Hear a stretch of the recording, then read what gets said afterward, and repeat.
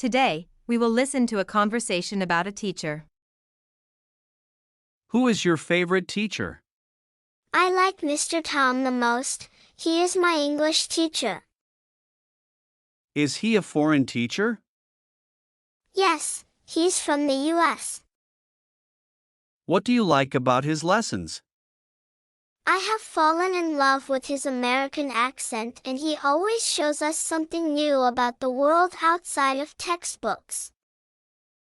What's he like? He's not only knowledgeable but also very friendly.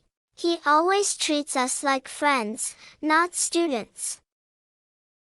What does he usually wear when coming to class? He usually wears a gray suit when he comes to class. Do you love his subject? Yes, I enjoy English a lot. Do students in your class like him? Yes, all of us admire him. Do you want to be a teacher like him?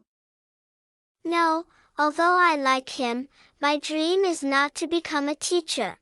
I would like to be a chef. Have you ever been punished by him? No, he rarely punishes anyone. Do you want to see him again? Of course, he's a great mentor.